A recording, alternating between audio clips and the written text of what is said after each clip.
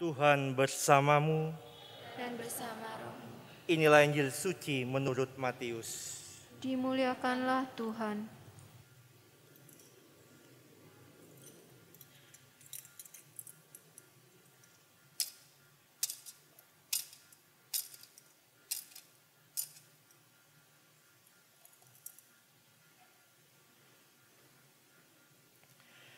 Pada zaman pemerintahan Raja Herodes, sesudah Yesus dilahirkan di Betlehem di tanah Yudea, datanglah orang-orang Majus dari timur ke Yerusalem.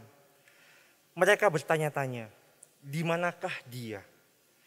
Raja orang Yahudi yang baru dilahirkan itu. Kami telah melihat bintangnya di timur dan kami datang untuk menyembah dia. Mendengar hal itu terkejutlah Raja Herodes beserta seluruh Yerusalem. Lalu dikumpulkannya semua imam, kepala dan ahli Taurat bangsa Yahudi. Kemudian dimintanya keterangan dari mereka, di mana Mesias akan dilahirkan. Mereka berkata kepadanya, di Betlehem di tanah Yudea. Karena demikianlah ada tertulis dalam kitab Nabi, dan engkau Betlehem di tanah Yehuda, engkau sekali-kali bukanlah yang terkecil di antara mereka yang memerintah Yehuda. Karena dari engkaulah akan bangkit seorang pemimpin yang akan mengembalakan umatku Israel. Lalu dengan diam-diam Herodes memanggil orang-orang Majus itu, dan dengan teliti bertanya kepada mereka kapan bintang itu tampak. Kemudian ia menyuruh mereka ke Betlehem, katanya, pergi dan carilah anak itu dengan teliti. Dan segera sesudah kamu menemukan dia, kabarkanlah kepadaku supaya aku pun datang menyembah dia. Setelah mendengar kata-kata Raja Herodes, mereka pun berangkat. Lihatlah, bintang yang mereka lihat di timur itu mendahului mereka, hingga tiba dan berhenti di atas tempat di mana anak itu berada. Ketika melihat bintang itu, mereka sangat bersuka cita. Mereka masuk ke dalam rumah itu dan melihat anak itu bersama Maria ibunya. Lalu mereka sujud menyembah dia. Mereka pun membuka tempat harta bendanya dan mempersembahkan persembahan kepada anak itu, yaitu emas, dupa, dan mur. Kemudian karena diperingatkan dalam mimpi, supaya jangan kembali kepada Herodes, mereka pun pulang ke negerinya melalui jalan yang lain. Demikianlah sabda Tuhan. Terpujilah Kristus. Bapak, Ibu, Saudara-saudari yang terkasih, pada bacaan yang pertama, kita diingatkan untuk bangkit dan menjadi terang. Dikatakan dalam kitab Yesaya, bangkitlah dan menjadi terang, sebab terangmu datang dan kemuliaan Tuhan terbit atasmu.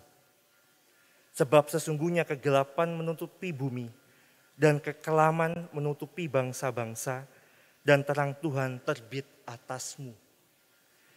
Kegelapan itu apa, Bapak Ibu? Selama kurang lebih 2 tahun ini, pandemi merupakan sebuah kegelapan yang nyata bagi kita, bagi seluruh dunia. Virus yang begitu kecil yang tidak tampak bisa mengubah, meluluh lantakkan dunia, mengubah segalanya. Kegelapan itu, pandemi itu mungkin tetap ada saat ini, hingga saat ini pun kita mengalaminya. Tetapi kita diajak di hari pertama di tahun yang baru ini untuk melihat terang, harapan-harapan baru di tahun yang baru ini. Terang yang juga kecil, seperti dalam bacaan Injil hari ini, yang berada di Betlehem, yang dilihat oleh para Majus, yang datang dari jauh, dan di sana dia mencari bintang itu. Di mana bintang itu? Di mana terang itu? Dan terang itu ternyata ada di dalam kandang yang sederhana ini.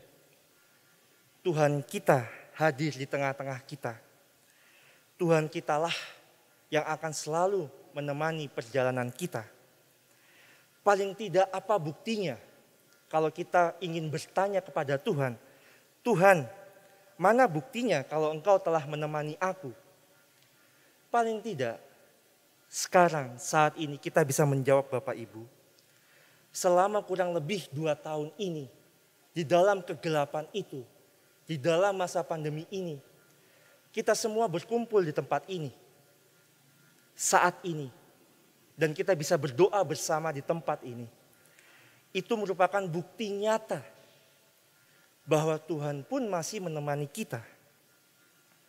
Lalu kita pun bisa bertanya kembali, bagaimana dengan keluarga saya, sahabat saya, yang di tahun-tahun yang lalu dipanggil Tuhan? Tuhan ingin menyatakan kepada kita, melalui kehadirannya di Bethlehem, bahwa terang itu pun akan melampaui kegelapan. Karena Tuhan kita pun mengalami hal itu. Kegelapan itu, salib yang besar itu. Tuhan pun mengalaminya. Tuhan bisa mengatakan kepada kita, Tuhan saya menderita. Tuhan kita di atas kayu salib pun mengatakan, ya, saya juga pernah mengalami penderitaan yang sama. Tuhan saya sedih. Tuhan kita yang ada di atas kayu salib itu pun akan menjawab, iya, saya juga pernah sedih. Dan pada hari ini pun kita juga memperingati Bunda Maria, Bunda Allah. Saya juga bertanya-tanya, mengapa hari pertama di tahun baru ini kita meneladani juga Bunda Maria? Dalam renungan saya ketika saya merenungkan, mengapa Bunda Maria? Ya, kata ya itu. Maria yang menerima kabar dari malaikat Tuhan, pada saat itu sebetulnya bukan kabar gembira sebetulnya. Itu kabar kegelapan bagi Maria. Bagaimana mungkin saya akan mengandung dan melahirkan? Karena saya belum bersuami, saya belum menikah. Kalau orang lain tahu itu aib buat saya. Dalam tanda kutip, Yesus dikandung dalam keaiban itu. Yang bagi masyarakat pada saat itu sangat buruk. Ditolak. Mengandung di luar pernikahan. Tapi justru Maria mengatakan, ya. Jadilah kehendakmu. Menurut perkataanmu. Bukan menurut perkataan kita. Kita diajak kembali bersama Maria. Dalam situasi yang tidak mudah, yang sulit sekalipun, Maria menjadi teladan buat kita.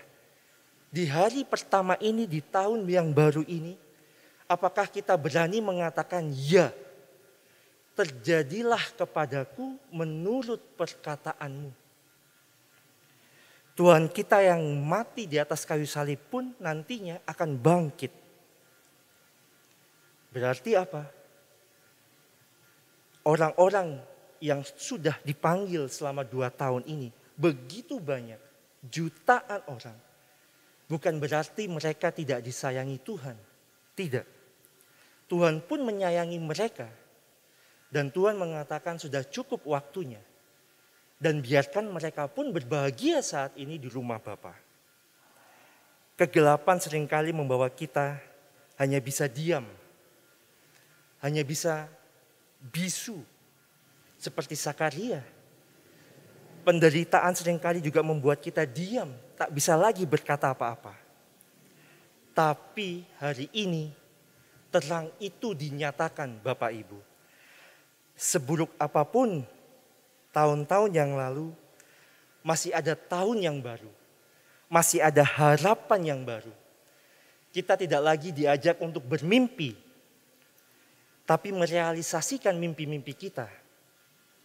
Kalau ada orang di samping saya kelaparan, bukan lagi saatnya kita mendoakan, ya Tuhan, semoga ada orang yang membantu orang di samping saya agar dia bisa makan. Ini adalah orang yang hanya bermimpi, punya mimpi. Tapi sekarang kita diajak untuk apa? Dalam bacaan kedua dikatakan tugas penyelenggaraan kasih karunia. Kita diajak untuk membagikan cinta kasih itu secara nyata. Ketika ada orang di sebelah kita kelaparan, doa kita yang nyata adalah memberikan satu buah nasi bungkus, satu tempe atau tahu, satu gelas air putih. Dan untuk mereka yang kelaparan di samping saya. Itulah mimpi-mimpi kita yang perlu direalisasikan di tahun ini. Tugas kita pada bacaan yang kedua jelas, membagikan cinta kasih, kasih karunia.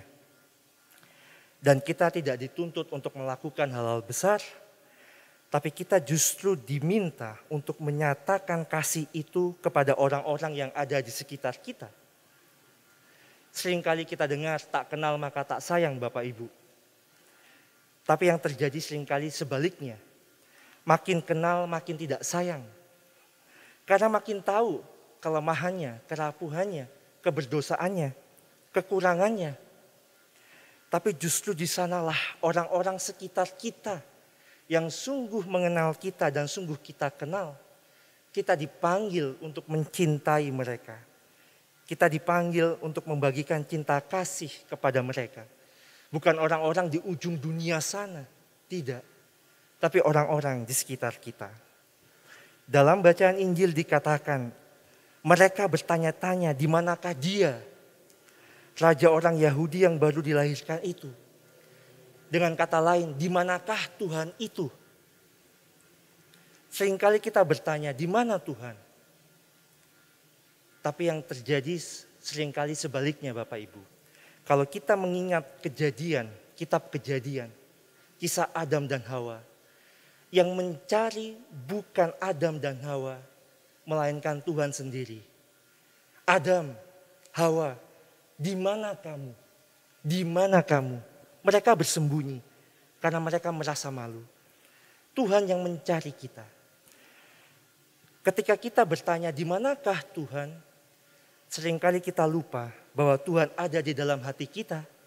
Tuhan ada di sekitar kita, dalam diri-diri orang yang kita cintai.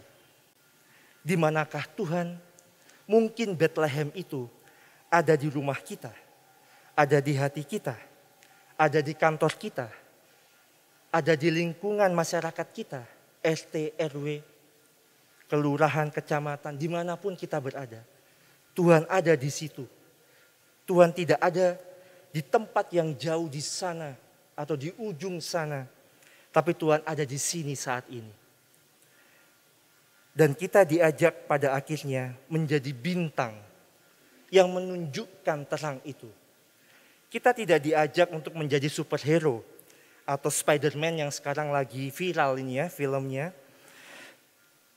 Kita tidak diajak untuk menjadi superhero. Tapi kita diajak untuk menjadi bintang yang kecil itu. Tapi menunjukkan bahwa di sana ada terang. Oh, dia itu orang Katolik. Dialah bintang yang membawa terang itu. Oh, ternyata orang yang mengasihi sesamanya itu orang Katolik. Oh, ternyata dialah bintang yang membawa kasih bagi sesamanya. Jangan-jangan seringkali kita lupa, kita ingin menjadi orang yang disembah. Mereka sujud menyembah dia. Tapi kita lupa, bukan kita yang disembah. Bukan kita yang dipuja-puji. Bukan lagi aku pusatnya, sentralnya. Melainkan dia, Tuhan sendiri. Marilah Bapak Ibu, saudara-saudari yang terkasih, kita diajak untuk sujud menyembah dia. Pada hari pertama di tahun yang baru ini, Tuhanlah satu-satunya andalan kita. Tidak ada yang lain. Marilah selama 1 tahun ini, 1 tahun ke depan, marilah kita menjadi bintang yang membawa terang bagi sesama kita dan membawa kasih yang nyata bagi orang-orang di sekitar kita.